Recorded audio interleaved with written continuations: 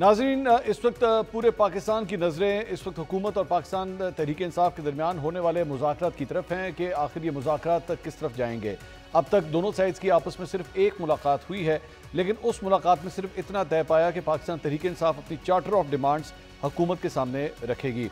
हमने इसका पता लगाने की कोशिश की कि आखिर पाकिस्तान तहरीक इंसाफ किस किस्म की डिमांड्स आगे रखने जा रही है, क्योंकि इन मुज़ाकरात के शुरू होने से पहले उन्होंने दो डिमांड्स तो पहले ही रखी हुई थी, जिसमें यह कहा गया था कि तमाम सियासी कैदियों को बशमूल इमरान खान साहब को रिहा किया जाए। दूसरी डिमांड ये थी कि 9 मई और 26 नवंबर के हवाले से जुडिशल कमीशंस बनाए जाएं जो इस मामले की तहकीकात करें। तो क्या ये तो पहले से ही अनाउंस था, तो फिर ये चार्टर ऑफ डिमांड्स बनाने की आखिर ज़रूरत क्या थी? लेकिन अब जब हमारे कुछ सोर्सेज से हमारी बात हुई तो हमें यह पता लगा कि जनाब अब तक 4 मुख्तलिफ चीज़ों के हवाले से पाकिस्तान तहरीक इंसाफ ने इसे एक शेप दे दी है, या उसे आप कह लीजिए कि तकरीबन इसके ऊपर जो है वो बात बन रही है। ये लिस्ट जो है मज़ीद भी इंक्रीज़ हो सकती है, लेकिन जो 4 चीज़ें हैं वो काफ़ी हद तक जो है वो अपनी शक्ल इख्तियार कर चुकी हैं। वो 4 चीज़ें कौन सी हैं वो मैं आपके सामने रख देता हूँ। सबसे पहली डिमांड जो है वो वही डिमांड है जो पहले भी थी कि जनाब इमरान खान साहब के साथ साथ जितने भी पाकिस्तान तहरीक इंसाफ के जिन्हें वो सियासी कैदी कहते हैं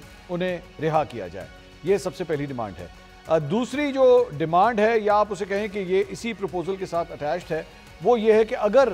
डिमांड नंबर 1 यानी कि सियासी कैदियों की रिहाई हो जाती है, इमरान खान साहब की रिहाई हो जाती है, तो फिर उसके बाद 9 मई और 26 नवंबर के हवाले से जुडिशल कमीशन या कमेटीज़ के हवाले से जो तहकीकात करने का मुतालबा किया जा रहा है इसको भी छोड़ दिया जाएगा, और इससे जिसे कह सकते हैं कि मूव ऑन की सिचुएशन होगी कि चलें अब आगे चलते हैं, बस बहुत हो गया जो होना था, बस आप ये रिहाई कर दीजिए, उसके बाद हम इन मामलों से आगे चलते हैं। ज़रूरत नहीं है कि उसकी तहकीकात करवाई जाए या चेक किया जाए कि आखिर ये सब कुछ क्यों हुआ या किस तरह हुआ। इससे आगे बढ़ने को, या आप कह सकते हैं कि जनाब आगे बढ़ना चाहती है पाकिस्तान तहरीक इंसाफ। तीसरी डिमांड जो